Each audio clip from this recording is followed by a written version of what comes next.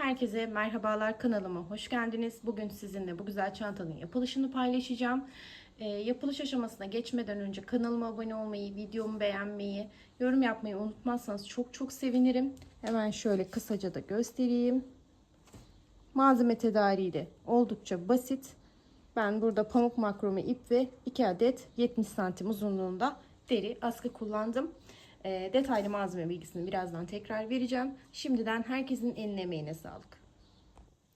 Evet, malzeme bilgisine gelecek olursak 2 milim kalınlığında pamuk makrome ip kullandım. Bu ipten ortalama 2 adet kullanacağız. 3,5 numaralı bir tığım var. Dilerseniz elinizin sıkılığına göre 4 numarayı da tercih edebilirsiniz ve bir adet de makasımız var. Çantamızın yapılışında 2 adet parça öncelikle öreceğiz. Daha sonra kenarlardan birleştirme ve askı dikimiyle işlemimizi bitirmiş olacağız. Malzemeleriniz hazırsa hemen yapılışına geçebiliriz. Evet, hemen sihirli halka ile işlemimize başlıyoruz. Bismillahirrahmanirrahim. Sihirli halkamızı yaparken parmağımıza bir tur gördüğünüz gibi doluyoruz. Hemen şu noktadan tığımızı geçirip ilmek alıyoruz. İlmeğimizi çektik. Şimdi 3 adet zincir çekeceğim. 1, 2 ve 3. Başımı doladım.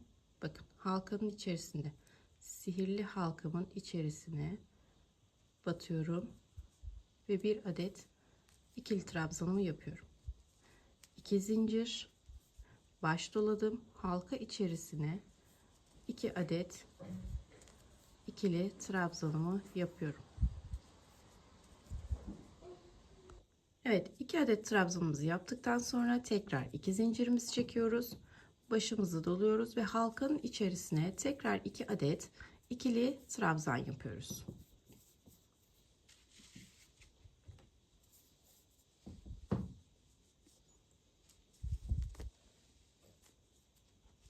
Anne. Tekrar 2 zincir, başımızı doladık. Halkanın içerisine tekrar 2 adet ikili trabzan yapıyoruz. 1, 2, 3, 4 tane ayağımızı yapmış olduk. Şimdi ipimizi çekiyoruz. Açılmış. Bir zincir çektik. Başımızı doladık. Şimdi birleştirme kısmına geliyoruz. İlk önce çekmiş olduğumuz 3 zincir vardı. 1, 2, 3. Üçüncü zincirin tepesine batıyoruz. Şu anda tığımda 3 adet ilmeğim var. Bunun hepsini bir kere de çekiyorum. Bu şekilde. Şu ipi de arkadan biraz daha sıkılaştıralım. Şimdi tekrar 3 zincir. 1, 2, 3. İkinci sıraya geçiyoruz burada artık. Başımızı doladık. Hemen şu köşede oluşturduğumuz deliğin içerisine batıyoruz. Ve ikili trabzanımızı yerleştiriyoruz. Başımızı doluyoruz. Hemen şu trabzanımızın tepe noktasındaki ilmeğe batıyoruz. Bir adet ikili trabzan yapıyoruz. Başımızı doluyoruz. Hemen ikinci trabzanımızın tepesindeki ilmek noktasına batıp tekrar ikili trabzan yapıyoruz. Bu şekilde. Şimdi başımızı doladık. Köşe noktasını çalışacağız. Köşe noktamıza 2 adet ikili trabzan yapıyoruz. 2 zincir çekiyoruz. Başımızı doladık. Tekrar aynı noktaya 2 adet ikili trabzanımızı yerleştiriyoruz. Evet, bu şekilde ilk köşemizi de tamamıyla oluşturmuş olduk. Tekrar Evet. alt noktadaki ikili trabzan tepesine batıyoruz ve bir adet ikili trabzan yapıyoruz. İpimizi doladık. Alt sıradaki ikili trabzan tepesine batıp tekrar bir ikili trabzan yapıyoruz. Başımızı doluyoruz. Tekrar köşe noktasına 2 adet ikili trabzan, 2 adet zincir, tekrar aynı noktaya 2 adet ikili trabzan. Gitti.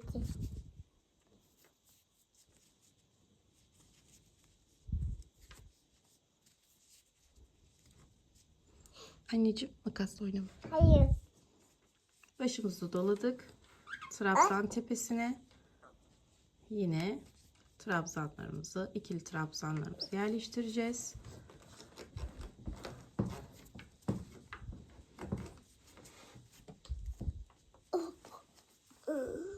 Bir diğerinin tepesine yine yaptık.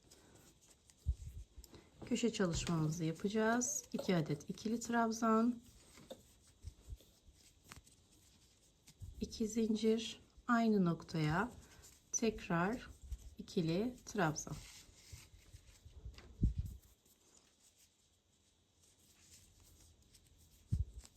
Evet, son kenardayız artık. Tekrar ilmek tepelerine,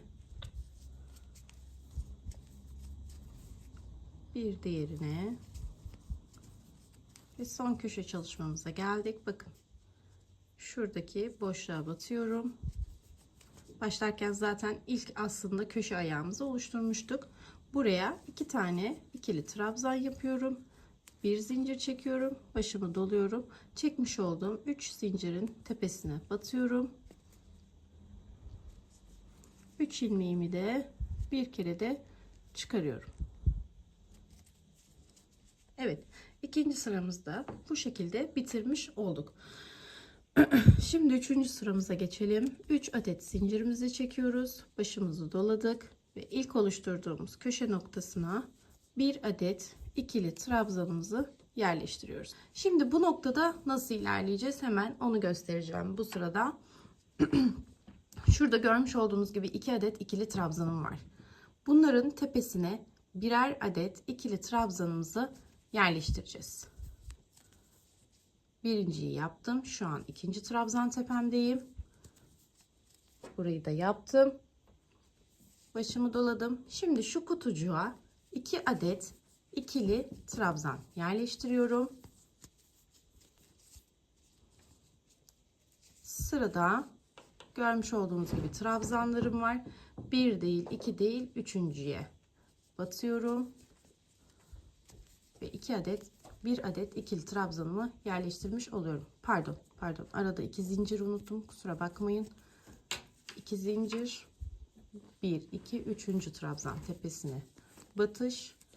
1 adet ikili trabzan yaparak ikinci kutumu oluşturmuş oldum. Kutular bu şekilde ilerleyecek. Evet. Devam edelim. Şimdi yine sırasıyla tüm trabzan tepelerime trabzan yaparak ilerliyorum.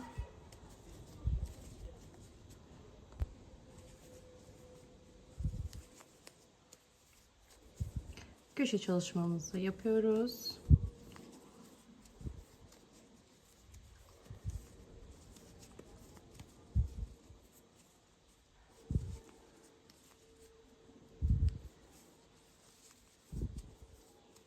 Evet, köşe çalışmamızı yaptıktan sonra şöyle bir elimle düzelteyim. Yine şurada olduğu gibi trabzan sıramı ilerleteceğim.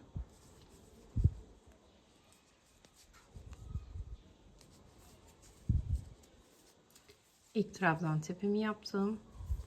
İkinci trabzan tepemi yaptım. Kutucuğumun içerisine 2 adet trabzanımı yerleştirdim. 1, 2, 3. trabzan tepesine, pardon, aradaki hep 2 zincir bugün nedense unutuyorum, kusura bakmayın. 1, 2, 3.'nün tepesine batış, kutucuğumu oluşturdum.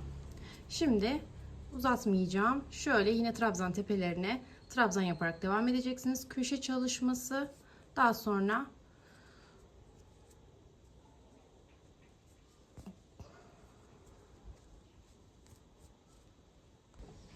evet, şimdi sırasıyla tüm trabzan tepelerine trabzanlarımı yerleştireceğim.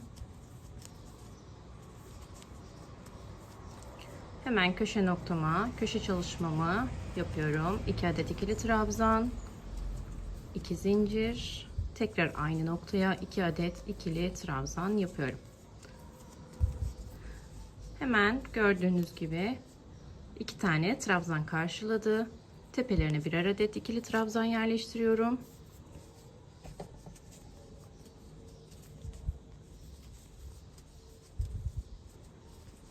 Kutucuğumuzun içerisine 2 adet ikili trabzan, 2 zincir, 3. trabzan tepesine batış. Şimdi şöyle göstereyim. Bu sırada da yine tüm trabzan tepelerine batacaksınız. Köşe çalışması, 2 trabzan tepesine yine trabzan yapılacak. Boşluktaki kutuya 2 adet trabzan, üçüncüye tekrar kutucuk oluşturacağız. Bu sırada bu şekilde ilerleyecek. Çok hani kolay bir yapım olduğu için sizi sıkmak istemiyorum açıkçası. Bu sırayı bitirdiğimizde tekrar bir üst sıra için görüşelim. Evet, köşe noktamıza kadar geldik. Hemen köşe noktamıza 2 adet ikili trabzanımı yapıyorum. Bir zincir, 3. zincir tepesine batış, 3 ilmeği birden çekiyorum. Şimdi artık bir üst sırama geçeceğim. Bir üst sırada kutu sayısını 2'ye çıkartacağız ki şu yelpaze şeklini oluşturabilmek adına, şu döngüyü oluşturabilmek adına. Hemen zincirden sonra aynı noktaya ikili trabzanımı yaptım. Şimdi 2 kutu oluşturacağız dediğim gibi. 2 adet zincirimi çekiyorum. Köşe çalışmamı yaptıktan sonra 1, 2, 3. 3. trabzan tepesine, zaten her zaman 3. trabzan tepesine batacağız kutucuk yaparken, bilginiz olsun. İlk kutucuğumu yerleştirdim. Hemen sırasıyla trabzanlarımı yerleştiriyorum.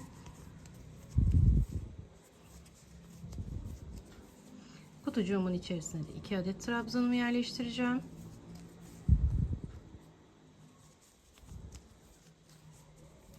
Hemen 2 zincir, üçüncüye batış ve ikinci kutucuğumu bu sırada gördüğünüz gibi oluşturmuş oldum. Devam edelim.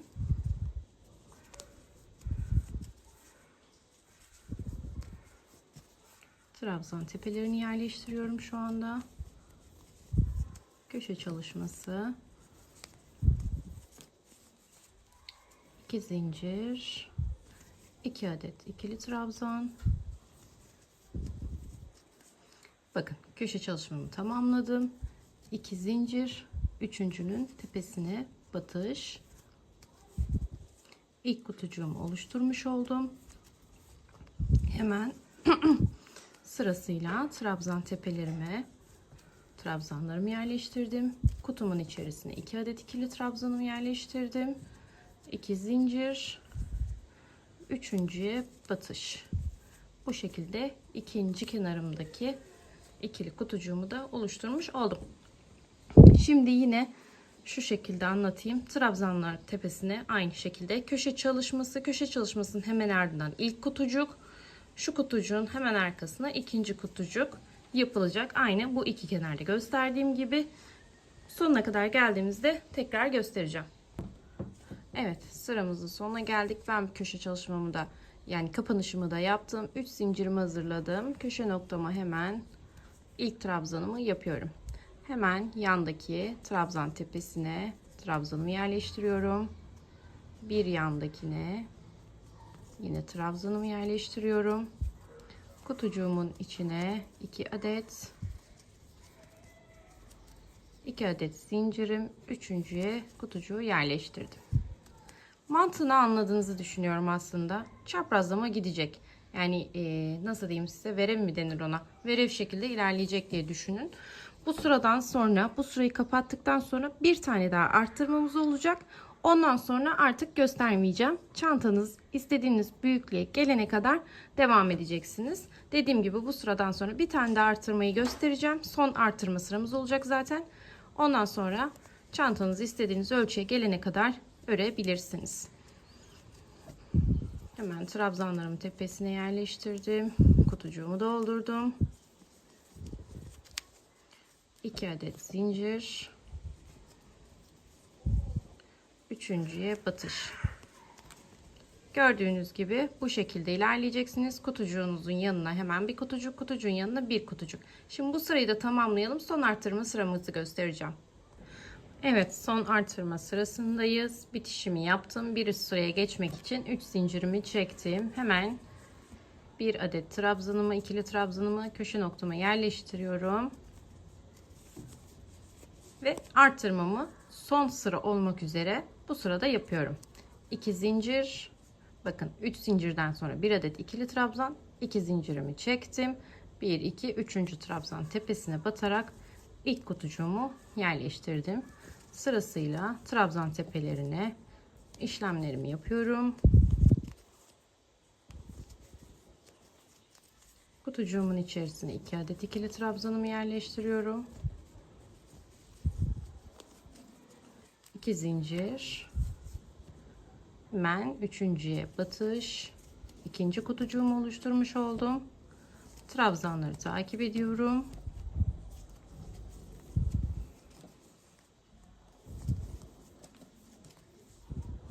Kutucuğumuzun içerisine 2 adet, pardon,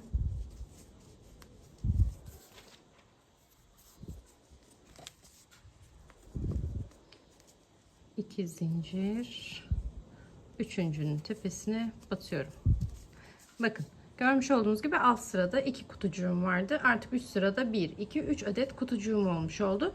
Yani dediğim gibi bu sırada son arttırmamızı yapmış olduk. Şimdi devam edelim.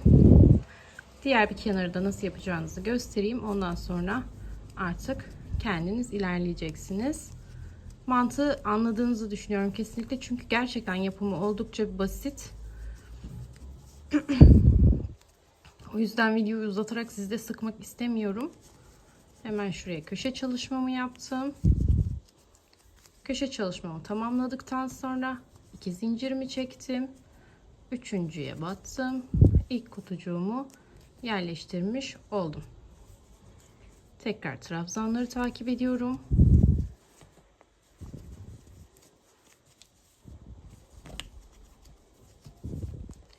Kutucuğuma 2 adet, 2 zincir, üçüncüye batış, trabzan tepelerini yerleştiriyorum.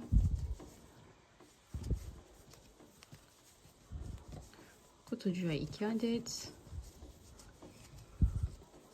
2 zincir ve üçüncüye batış. Evet, bu şekilde görmüş olduğunuz gibi ilerleyeceksiniz. Ben şu an ikinci kenarı da göstermiş oldum. 3 ve 4'e tamamlayıp bir üst sıraya geçeceksiniz.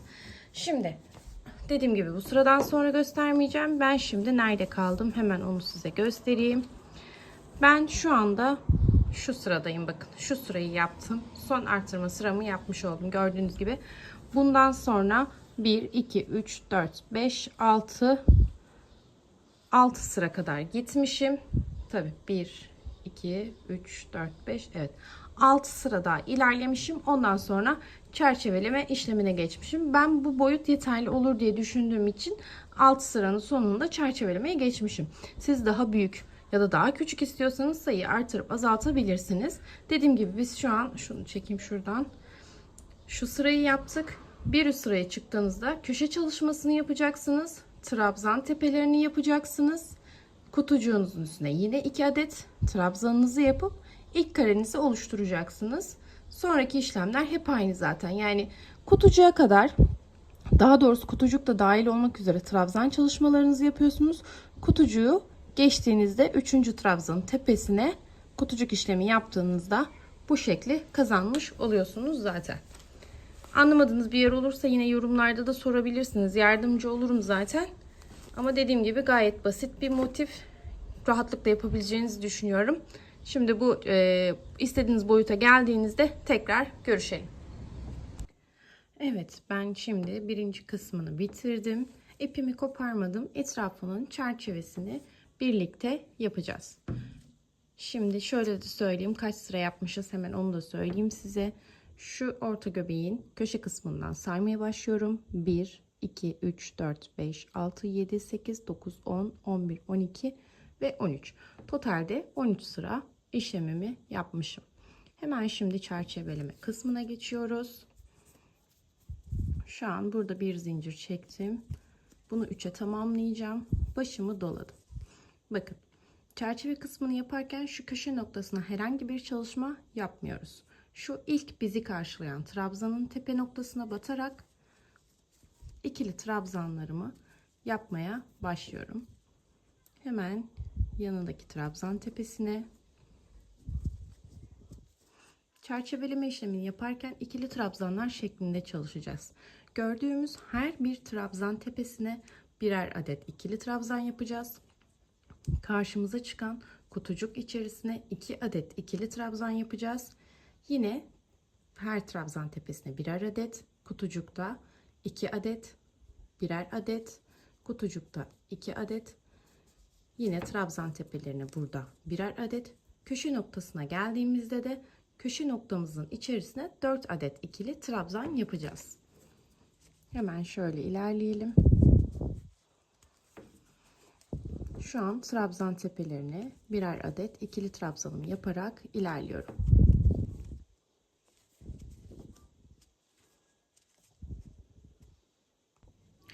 Evet, son trabzan tepeme geldim. Hemen buraya da işlemimi yapıyorum. Ve şimdi kutucuğuma geldim. Kutucuğumuzun içerisine dediğim gibi 2 adet ikili trabzan yapıyorum. Ve beni karşılayan ilk trabzan tepeme batarak tekrar her trabzan tepesine birer adet ikili trabzan yaparak ilerliyorum.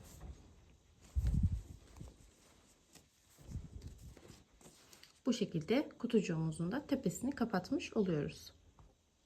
Köşe noktama kadar ilerledim. Son trabzan tepesine birer adet yerleştiriyorum ve köşe noktama şuraya 4 adet ikili trabzan yapıyorum. 1 2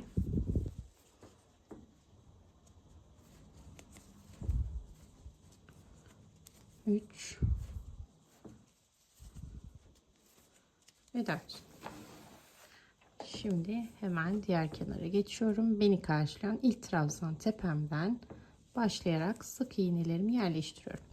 Şimdi buradan sonrasını anlatmayacağım. Şu an biz birinci kenarını yaptık. İkinci kenarımızı yapacağız. Aynı şekilde üçüncü kenarımızı yapacağız. Şu ağız kısmına hiçbir işlem uygulamayacağız. Bilginiz olsun. Sadece 1, 2 ve 3. kenara bu dediğim işlemleri yapıyoruz. Neler yapıyorduk? Trabzan tepelerine birer adet, kutucuklarımızın içine 2 adet, köşe noktalarımıza 4 adet ikili trabzan yaparak 3. kenarımızı bitirdiğimizde tekrar buluşalım. Evet, ben şimdi 3. kenarımın sonuna yaklaştım. Hemen kapanışını nasıl yapıyoruz onu göstereceğim. Bakın köşe noktama geldim. Bu köşe noktamda 2 adet yapacağım. Şu köşelerde biliyorsunuz 4 adet çalışmıştık trabzanımızı. Bitiş köşesinde 2 adet ikili trabzanımı yerleştiriyorum. 1 2 3 zincir çekiyorum. Hemen örgümün arka yüzünü çeviriyorum. Hemen ilk trabzanımızı görüyorsunuz burada. Onun tepe noktasına batarak trabzanlarımı sırasıyla yerleştiriyorum. Her bir trabzan tepesine birer adet gelecek şekilde hiç eksiltme, artırma yaptırmadan bu sıramı trabzanlarla ilerletiyorum.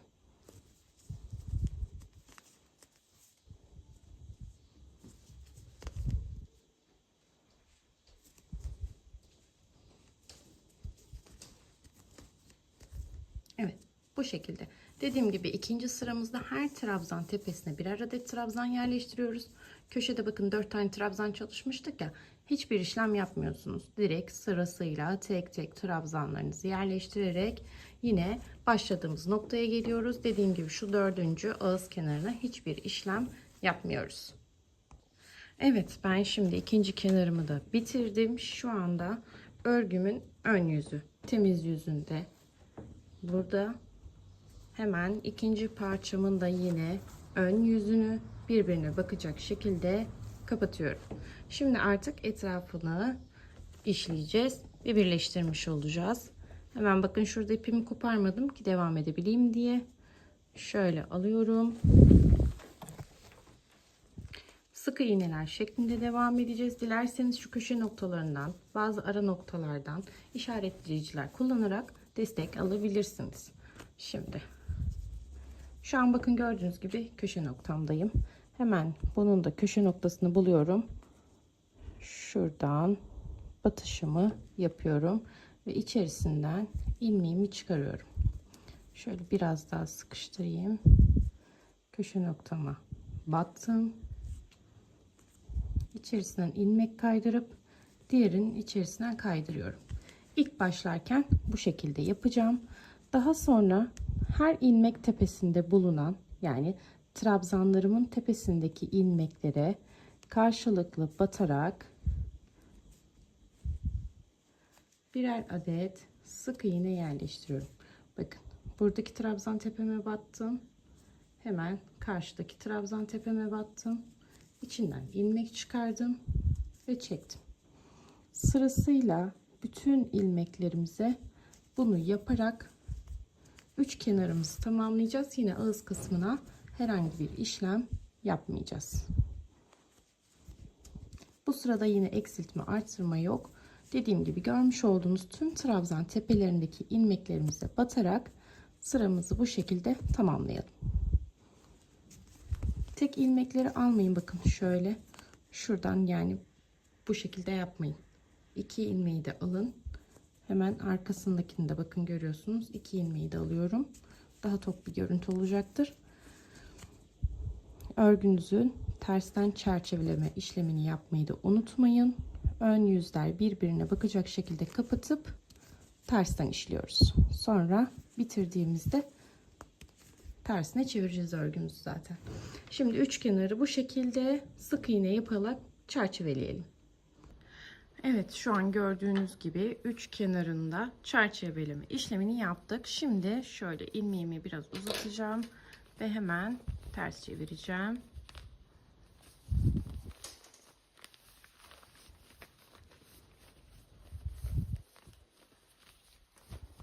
Evet, bu şekilde ön yüzünü çevirmiş olduk. Bakın, kenarlarını birleştirmeden sonraki görüntüsü bu şekilde.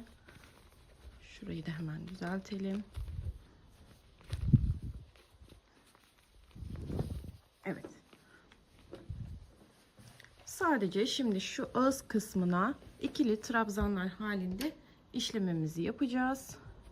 Şuradan hemen ilmeğimi alıyorum. Hemen bakın, şu an birleştirme noktasındayım. Orta noktadayım. 3 adet zincirimi çekiyorum. Başımı doluyorum. Hemen şu orta alana, gördüğünüz birleştirme alanına hemen bir tane ikili trabzanımı yapıyorum. Hemen takip eden ilmeğe tekrar sırasıyla bütün ilmek tepelerine ikili trabzanlar yerleştireceğim. Bunu bir sıra yapacağım. Bakın şurada şu çerçeveli işlemini yapmadan önce bakın, şurada son köşe noktamız var. Sonrasında bizi bir ikili trabzan karşılıyor.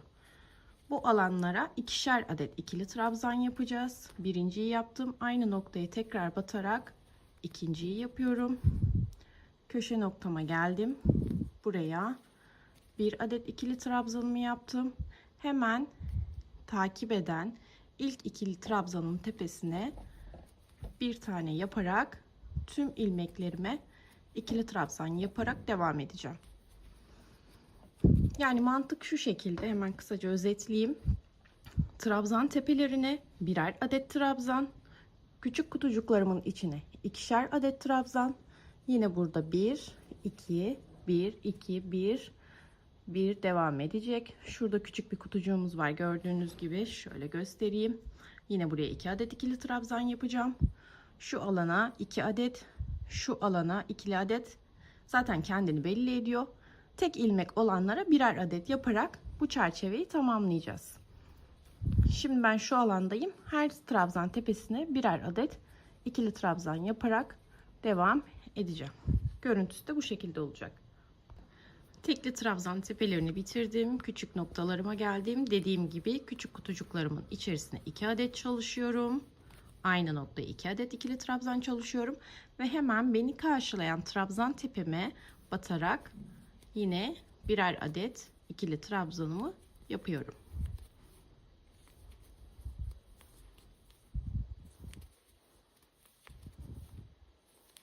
Tekrar kutucuğuma geldim. Buraya 2 adet yapıyorum. Ve yine karşılayan trabzan tepesine birer adet yaparak devam ediyorum. Bu şekilde kutucuklarımızın üzerinde kapatmış oluyoruz.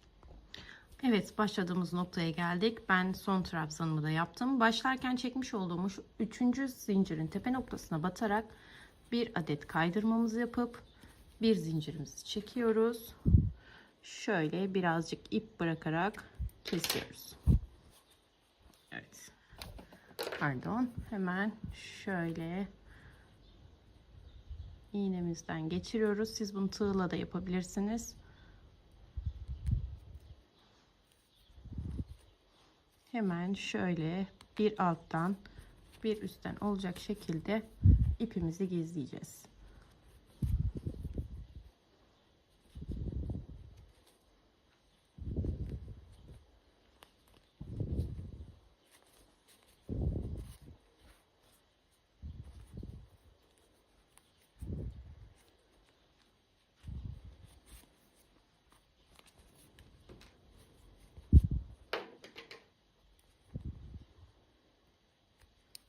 Evet, örme işlemimiz bitti. Evet, hemen sap detayımıza geçiyoruz. Elimde 70 santimlik 2 adet deri sapım var. Şu şekilde konumlandırarak ikisini de dikeceğim. İlk önce ben dikiş ipiyle dikeceğim, sıkılaştıracağım. Daha sonra örmüş olduğum ipte çaprazlama birer kat süslü dursun diye geçeceğim. Ondan sonra çantamızın işlemi tamam olacak. Ben hemen sap kısmını da yapayım. Bitmiş haliyle tekrar görüşelim. Evet, çantamız bitti. Dediğim gibi ben askıları ilk önce dikiş ipiyle sabitledim. Daha sonra boş kalmaması adına çantamızı örmüş olduğumuz ipten şöyle küçük detaylar ekledim. Baştan söylemiştim zaten, yapımı oldukça basit, çok rahat bir model diye. Yani bir oturuşta 2 günde falan yapabileceğinizi düşündüğüm bir çanta. Umarım beğenmişsinizdir. Beğendiyseniz kanalıma abone olmayı, videomu beğenmeyi, yorum atmayı, kısacası desteğinizi esirgemezseniz çok çok sevinirim. Herkese tekrar kolay gelsin.